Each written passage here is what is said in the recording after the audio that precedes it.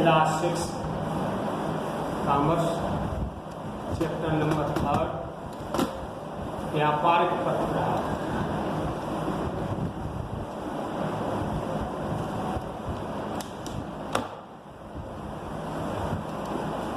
विद्यार्थी वर्तमान समय में पुरानी समय की अपेक्षा आज वर्तमान समय में व्यापार का क्षेत्र अधिक व्यापक हो गया, बढ़ गया है तथा आज के समय में व्यापार राष्ट्रीय स्तर का न होकर के अंतरराष्ट्रीय स्तर का हो गया है। राष्ट्रीय स्तर का मतलब अपने देश में होने वाला व्यापार नहीं रह गया है, बल्कि एक देश से दूसरे देश से संबंधित व्यापार होने लगा है। जैसे हम अपने देश की वस्तुओं को विदेश में जाकर के बेचें या विदेश से लाकर के वस्तुओं को हम अपने देश में बेचें, ऐसे व्यापार को हम अंतरराष्ट्रीय व्यापार कहते हैं। पहले के समय में व्यापार केवल अपने देश में ही होता था, विदेशों से इसका कोई संबंध नहीं रहता। लेकिन आज के समय में यह व्यापार व्यापक होकर के बढ़कर के अंतरराष्ट्रीय स्तर का व्यापार हो गया है। इन परिस्थितियों में प्रत्येक व्यापारी से मिलना या अपना प्रतिनिधि वहाँ पर भेजना संभव नहीं हो पाता। कहने का मतलब हम अपने देश में अंतर्गत व्यापार करते थे पहले में, तो अपने खुद जा कर के अपने ग्राहक से या अपने विक्रेता से खुद संपर्क कर लेते थे या अपने प्रतिनिधि को भेजकर उससे संपर्क कर लेते थे। लेकिन आज के समय में जबकि व्यापार का स्तर काफी व्यापक हो गया है, तो दूर दूर जाकर के विदेशों में जाकर के उनसे संपर्क हम नहीं कर सकते रूप से। अतः व्यापार आजकल पत्र व्यवहार पर निर्भर हो गया है। इसलिए हमारा जो व्यापार है वो पत्र व्यवहार पर निर्भर होने का मतलब हम अपने ग्राहकों से पत्र के माध्यम से ही बातचीत कर सकते हैं। अपने मन की बात को पत्र के माध्यम से दूसरे ग्राहक पर या ग्राहक की बात को हम पत्र के माध्यम से ही सुन सकते हैं। इसलिए हमारा व्यापार पत्र व्यवहार पर निर्भर हो गया है। व्यापार के विषय में सूचनाओं का आदान प्रदान पत्रों के माध्यम से होता है। हमारी सूचना, हमारी जो बात है व्यापार से संबंधित, वो सभी बातें पत्र के माध्यम से ही हम दूसरों को विदेशों में भेज सकते हैं या व्यापारियों को भेज सकते हैं और उनकी खबर पत्र के माध्यम से ही हम ले सकते हैं। पत्र व्यवहार में अपनी कंपनी के बारे में सूचनाओं को प्रेषित करके संबंधित व्यापारी से उससे संबंधित सूचनाओं के मंगाने से व्यापार की दिशा में एक कदम उठता है। अब बात आती है तो व्यापारिक पत्र व्यवहार के लाभ क्या होते हैं, हम व्यापार में पत्र व्यवहार क्यों करते हैं, इससे क्या लाभ होता है। बात है पत्र व्यवहार के द्वारा व्यापारी अपनी नई वस्तुओं व सेवाओं का ज्ञान दूसरों को प्रदान करता है। पत्र व्यवहार के ही माध्यम से मान लो कोई उपभोक्ता है या व्यापारी है, तो उस वस्तु के बारे में जो कि उस उत्पादन की बनाई है या व्यापारी जिन वस्तुओं को बेच रहा है या जो सेवाएं ग्राहकों को प्रदान कर रहा है, उन सेवाओं के संबंध में या उन वस्तुओं के संबंध में दूसरों को या ग्राहकों को जानकारी का एक माध्यम भी पत्र व्यवहार ही है। पत्र व्यवहार के माध्यम से ही या पत्र व्यवहार के द्वारा ही व्यापारी अपने ग्राहकों को सूचना अपने उत्पाद या वस्तु या सेवा के संबंध में दे सकता है। पत्र व्यवहार से व्यापारी अपने लाभ के व्यापार के बारे में आवश्यक सूचना प्राप्त कर सकता है और पत्र व्यवहार के द्वारा ही हमारा जो ग्राहक है वो अपने व्यापारी अपने लाभ के व्यापार के बारे में भी जानकारी प्राप्त कर सकता है। इसके अतिरिक्त अपने व्यापारिक संबंधों को और सुदृढ़ कर सकता है। पत्र व्यवहार के माध्यम से हमने मान लो कि हम व्यापारी हैं और कोई ग्राहक है हमारा आगरा में या बॉम्बे में, तो हम पत्र व्यवहार के माध्यम से उससे पूछ सकते हैं कि हमने जो उत्पाद उसको दिया है, जो वस्तु बना करके दी है, या हमने जो भी सेवा अपने बम्बई वाले ग्राहक को दी है, वो उस सेवा से या उस माल से, वस्तु से संतुष्ट है या नहीं है। अब जब संतुष्ट है तो हमारा व्यापार निश्चित तौर पर बढ़ेगा। यदि संतुष्ट नहीं है तो हमारा व्यापार बढ़ने के बजाय गिरने लगेगा। इसलिए हमें ग्राहकों की राय लेना भी पत्र माध्यम के माध्यम से संभव है।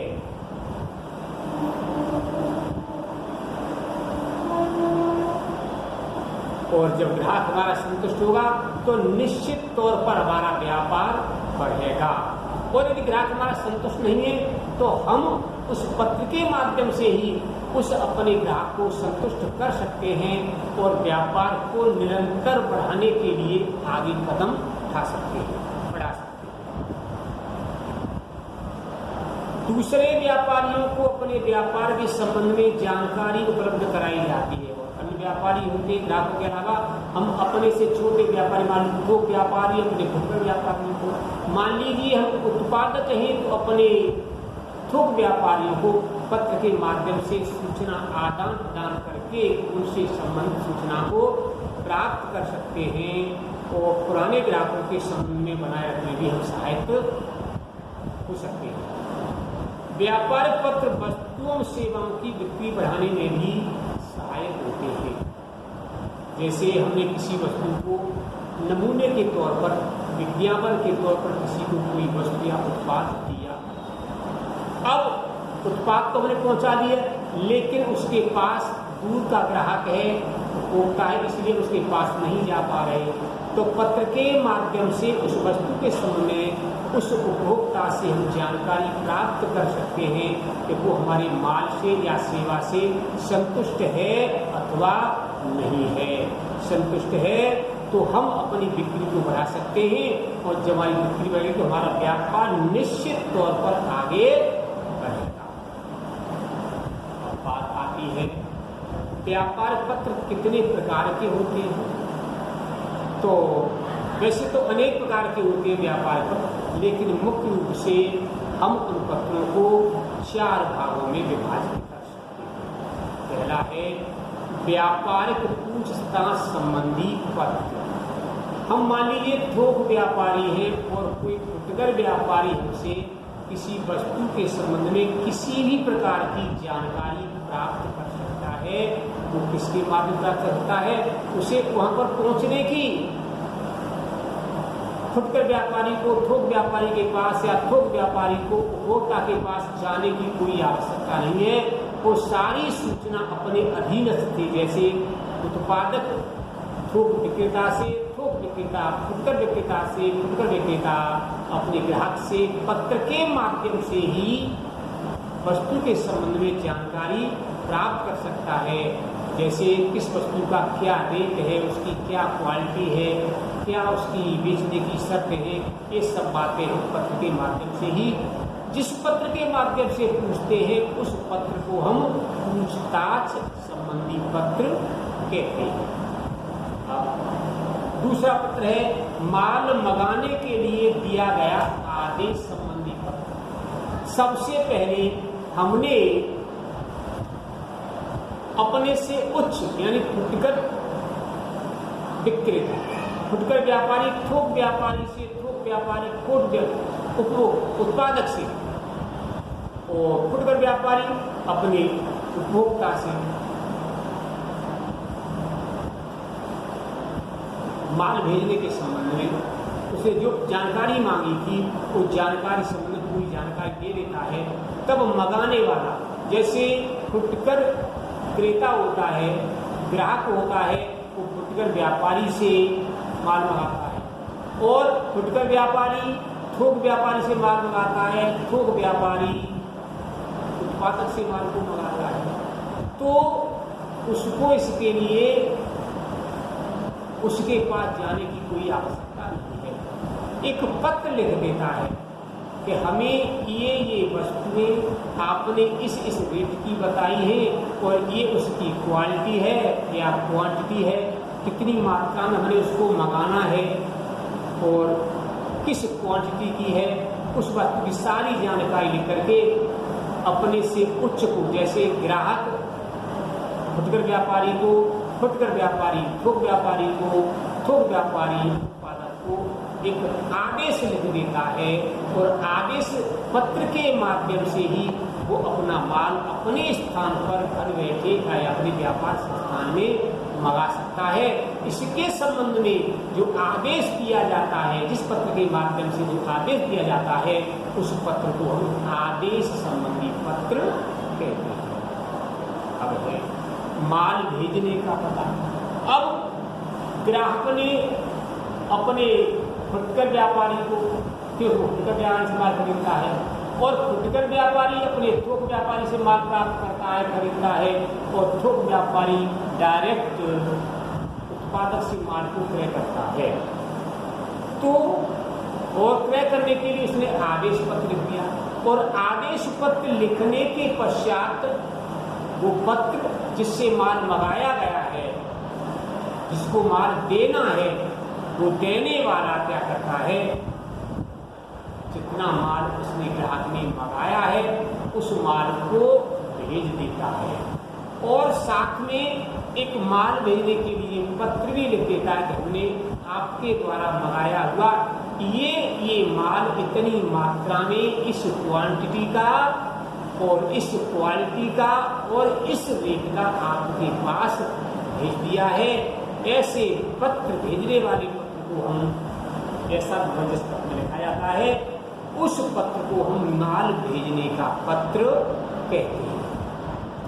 चौथा पत्र आता है शिकायती पत्र। शिकायती पत्र क्या होता है? हमने माल मंगाया, जैसे हम ग्राहक हैं तो हम क्या करते हैं, अपने थोक व्यापार फुटकर व्यापारी को, फुटकर व्यापारी थोक व्यापारी को, थोक व्यापारी अपने उत्पादक को, जिससे उसने माल मंगाया है संबंधित चेन के माध्यम से, वो क्या करता है, अपने ग्राहक अपने माल को आने के पश्चात उस माल को उस पर्चे के अनुसार मिलाता है, बिल के अनुसार मिलाता है कि उसने जो माल मंगाया है, जो माल मंगाया है उसके पास वही माल आया है कि अन्य क्वालिटी और क्वांटिटी में आया है या अलग रेट से आया है। उसके संबंध में वो एक शिकायत करता है कि ये माल आपने भेजा नहीं है और इस माल में ये त्रुटि है या इस माल में ये कमी है। उस कमी के संबंध में अपने जिससे उसने माल मंगाया है उसको एक शिकायत के रूप में पत्र लिखता है कि आपके माल में ये शिकायत पाई गई है, ऐसी बात लिखता है। तो ऐसे पत्र को हम शिकायती पत्र कहते हैं। इस तरीके से व्यापार पत्र 4 प्रकार के रूप से बताए गए और वैसे तो बड़ी कक्षा में आप देखेंगे, आगे चलकर फिर पढ़ेंगे कागज तो और पत्रों को बताया जाएगा, हैं, लेकिन आपके हिसाब से, आपके कोर्स के हिसाब से 4 प्रकार के पत्र हैं। नंबर 1 पूछताछ संबंधी पत्र, नंबर 2 आदेश संबंधी पत्र, नंबर 3 माल भेजने का पत्र और नंबर 4 शिकायती पत्र। इस तरीके से पत्रों के प्रकार बताए। अब आगे आता है आदर्श व्यापार पत्र की विशेषता। हम एक पत्र लिखते हैं और पत्र में वे सभी बातें आ जानी चाहिए जो कि उसमें हमें मुख्य रूप से लिखना जरूरी है। कभी कभी ऐसा होता है कि कुछ बातें पत्र में अनावश्यक रूप से लिख देते हैं जिनकी कोई आवश्यकता नहीं होती है, तो उन अनावश्यक बातों के लिखने में समय की बर्बादी हुई, पेज की बर्बादी हुई और पत्र भी देखने में, सुनने में, पढ़ने में अच्छा ही लगा। इसलिए हम पत्र में उन्हीं बातों को उल्लेख करना चाहिए जो बातें आवश्यक हैं। और प्रभावी ढंग से वो पढ़ी जा सकती है, उनका चिंतन मनन करके उनको क्रियान्वित किया जा सकता है। तो एक व्यापारिक पत्र में, एक अच्छे व्यापार पत्र में क्या गुण होने चाहिए, क्या विशेषताएं होनी चाहिए, उन बातों को बता दें। एक आदर्श व्यापार पत्र की विशेषता लिखते हैं। नंबर 1, व्यापारिक पत्र में लिखी हुई भाषा सरल, स्पष्ट और स्वच्छ होनी चाहिए। हम व्यापार पत्र में जो भी बात लिखें तो उसकी भाषा कैसी होनी चाहिए? सरल होनी चाहिए और स्पष्ट होनी चाहिए। कोई बात घुमाव से, उल्टे सीधे तरीके से नहीं होनी चाहिए ताकि वो समझ में नहीं आए। और एकदम पत्र स्वच्छ और साफ सुथरा लिखा हुआ होना चाहिए, जिससे जिसको हम पत्र लिख रहे हैं वो व्यक्ति, फर्म या संस्थान या कंपनी उस पत्र को बड़े सरल तरीके से पढ़ सके और समझ सके और चिंतन और मनन करके उस पर क्रियान्वित कर सके। तो भाषा कैसी होनी चाहिए पत्र की?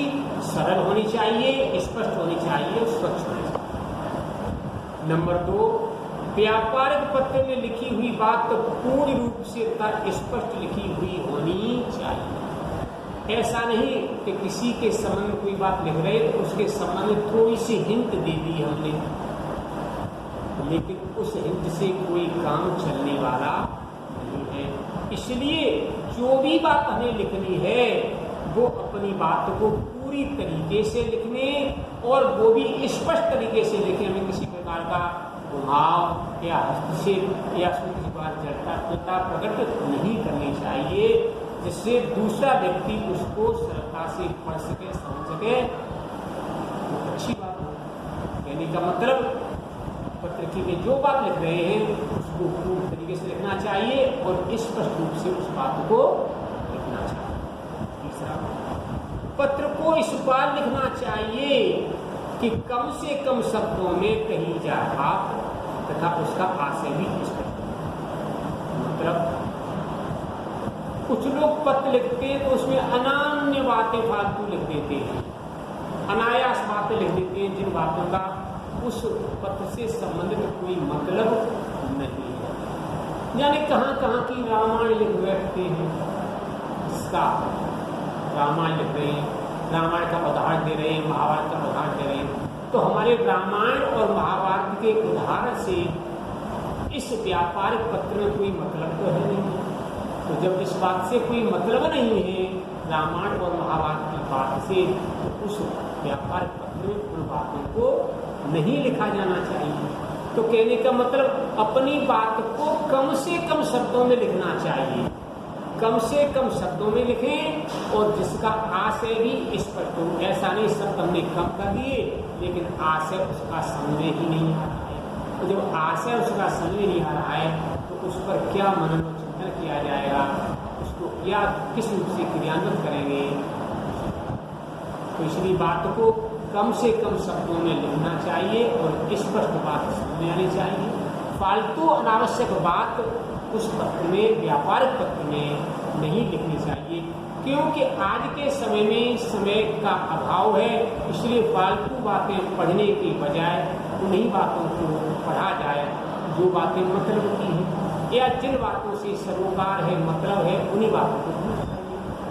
कहने का मतलब पत्र को कम से कम शब्दों में लिखा जाना चाहिए ताकि पढ़ने वाले का समय अनावश्यक व्यतीत या नष्ट न हो। तीसरा गुण रहा। चौथा है, पत्र में सदैव आदर सूचक शब्द विनम्रता से प्रयुक्त किए जाने चाहिए। पत्रों के लिखते समय ऐसा नहीं है कि डायरेक्ट पत्र को लिख दिया जाए, एकदम जैसे मिट्टी का ढेर होता है, ढीला होता है, पत्थर होता है, उसको लिया और एकदम फेंक देते हैं। तो ऐसे फेंकने से, कहने का मतलब ढेले की तरह बात को लिखने से अच्छा प्रभाव पढ़ने वाले पर नहीं पड़ता। इसलिए सबसे पहले पत्र को लिखने से पहले हमें जिसको पत्र लिख रहे हैं उसके लिए आदर सूचक शब्द लिखना बहुत जरूरी है। जैसे शुरुआत करते हैं सेवा में, श्रीमान शब्द लिखते हैं, श्री शब्द लिखते हैं, श्री शब्द लिखते हैं। इत्यादि शब्द, ये शब्द आदर्शसूचक शब्द माने गए हैं। महोदय है, महोदया है, इनको अवश्य लिखना चाहिए। आदर के तौर पर जो पढ़ने वाला व्यक्ति एक सम्मानीय और आदरणीय व्यक्ति होता है, इसलिए सम्मानीय शब्दों को लिखना नहीं भूलना चाहिए। कहने का मतलब इन पत्रों में विनम्रता संबंधी शब्दों का भी यथास्थान प्रयोग होना चाहिए, जिससे पढ़ने वाले व्यक्ति पर अच्छा प्रभाव बनेगा और तुम्हारी बात को सहजता से और गंभीरता से लेगा और आपकी बात पर चिंतन और अमल करेगा। इसलिए पत्र में हमेशा विनम्रता युक्त शब्दों का प्रयोग करना चाहिए। अगला है, पत्र को साफ सुथरे कागज पर लिखना चाहिए, जिससे पत्र आकर्षक हो। वक्त एक गंदे संदे कागज पर उल्टा सीधा लिख देते, एक पत्र तो ये है, एक पत्र दूसरा हम साफ स्वच्छ और बढ़िया कागज पर लिखें। तो साफ सुथरे कागज पर लिखा हुआ पत्र गंदे संदे कागज पर लिखने की अपेक्षा अधिक प्रभावशाली प्रतीत होगा और अधिक आकर्षक अच्छा लगेगा और पढ़ने वाले को अपनी ओर मोहित भी करेगा। इसलिए पत्र हमेशा साफ सुथरे और स्वच्छ कागज पर लिखना चाहिए, ताकि वह पत्र आकर्षक या देखने में अच्छा लगे। छठवां है, पत्र को इस प्रकार लिखना चाहिए कि वह सार गर्भित हो तथा कम शब्दों में अपने देश को पूर्ण रूप से सार गर्भित का मतलब हम जो बात कह रहे हैं, सार जो मुख्य बात है वो बात इसमें अवश्य लिखनी चाहिए और सार गर्भित बातें लिखनी चाहिए, अनावश्यक और फालतू बातों को लिखना चाहिए, ताकि उस पत्र के लिखने का उद्देश्य पूछते हैं। हम जिस पत्र को लिख रहे हैं उसका उद्देश्य, यदि पत्र के लिखने में, भाषा के लिखने में किसी प्रकार की त्रुटि है जिससे पत्र के लिखने का मकसद पूरा नहीं होता है, तो ऐसे पत्र हमारी तरफ से व्यर्थ है। अब आती है पत्र में कितने अंग होते हैं। एक व्यापारिक पत्र में कितने अंग होते हैं, यानी व्यापारिक पत्र में या पत्र कोई भी हो उसमें पार्ट्स होते हैं। जैसे हमारा शरीर है, ऐसे पत्र एक शरीर है।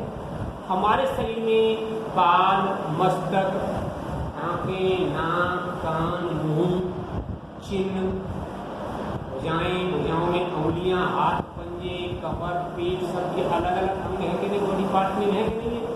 तो इन्हीं बॉडी पार्ट्सों से हमारा क्या बना हुआ है, ये बॉडी बनी हुई है, ये पार्ट से इस बॉडी को। यदि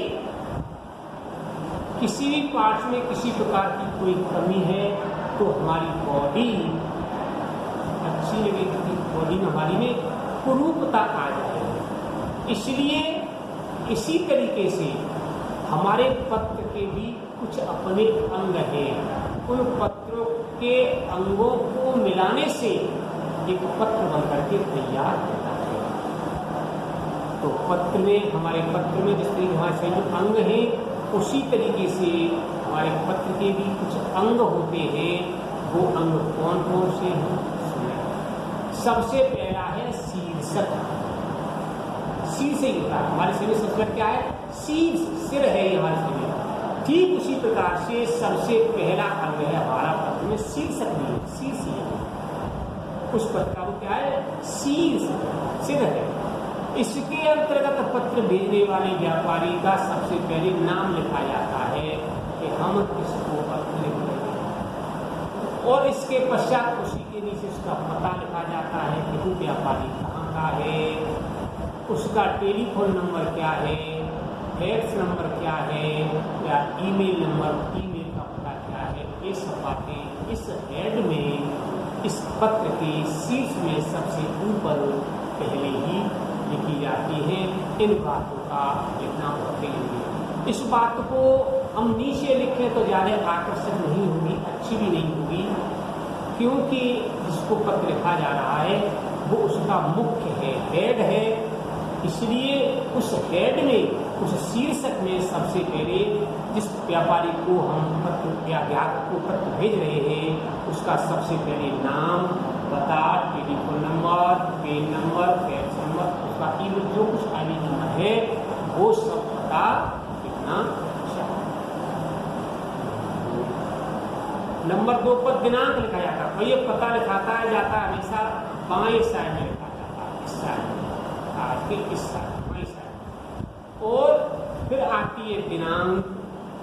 दिनांक को इस साइड में लिखते हैं, पते के नीचे साइड, पता इस साइड लिखा जाता है, पते के नीचे लिखते हैं दिनांक, यानी किस डेट में, किस तिथि में हम पत्र को लिख रहे हैं। इस पत्र में वही डेट लिखी जाती है वो हम इस डेट में लिख रहे हैं। नंबर 3 संदर्भ संख्या। संदर्भ का मतलब इससे पहले कोई और पत्र हमने प्राप्त किया होगा, उस पत्र के उत्तर के संबंध में, जवाब के संबंध में पत्र लिख रहे हैं तो उस पत्र का संदर्भ का मतलब उस पत्र की अंक संख्या या पत्रांक हमें लिखना चाहिए कि उस पत्र का हम संज्ञान लेकर के आपके लिए इस पत्र को लिख रहे हैं। इसको हम संदर्भ संख्या कहते हैं। चौथा पार्ट है इस पत्र का, पत्र प्राप्तकर्ता का नाम। इसके पश्चात आता है पत्र जिस व्यक्ति को भेजते हैं उसका नाम इस साइड में लिखते हैं हमेशा। जिस व्यक्ति को पत्र भेजा जा रहा है उसका नाम तथा पता बाईं ओर लिखा जाता है। जैसे सेवा में Messrs Ram and brothers, Agra, number 3, इस तरीके से। तो जिस व्यक्ति को भेजे जाते हैं उसका नाम पता पत्र के बाईं ओर संदर्भ संख्या के नीचे लिखा जाता है। इसके पश्चात संबोधन शब्द का मतलब पता लिख दिया, उसके बाद महोदय या महोदया शब्द लिख करके आगे अपनी बात कही जाती है। तो महोदय या महोदया शब्द ये आदर सूचक शब्द होता है, उसको लिखना बहुत ही आवश्यक है। विषय शीर्षक। पत्र की विषय वस्तु प्रारंभ करने से पहले विषय से संबंधित शीर्षक लिखा जाता है। यानी हम शीर्षक का मतलब हम पत्र को किस लिए लिख रहे हैं उसका सार बहुत छोटे शब्दों में, जैसे आदेश पत्र लिख रहे हैं, माल मंगाने के संबंध में आदेश पत्र, या हम कोई शिकायत कर रहे हैं तो लिख सकते हैं हम पर अमुक बात के संबंध में शिकायत, ऐसे लिख सकते हैं। इसके पश्चात विषय वस्तु का मतलब विषय वस्तु में उन सभी बातों को पूरी विस्तार से लिखा जाता है जिस बात के संबंध में पत्र लिखा जा रहा है। 8वां नंबर हस्ताक्षर। इसके पश्चात बाईं साइड में जो व्यक्ति पत्र को लिख रहा है वो व्यक्ति अपने हस्ताक्षर करेगा और हस्ताक्षर के पश्चात नीचे अपने नाम की मोहर लगा सकता है या अपना पदनाम इत्यादि लिख सकता है। तो हस्ताक्षर करके मोहर लगाने का अनुमति अपने की। और संलग्नों की संख्या इसके साइड में, इसी साइड में, लेफ्ट साइड में उसमें उस पत्र के साथ कोई संलग्न भेजा जा रहा है किसी बात के संदर्भ में, तो उन संलग्नों का विवरण होना चाहिए कि हम इस पत्र के साथ 2 पत्र अन्य भी भेज रहे हैं जो संलग्न के रूप में आपके साथ में नकली है, में जोड़ दिए गए हैं। तो उनमें संलग्न संख्या 1 या 2 जो कुछ भी है या 3 है लिख सकते हैं।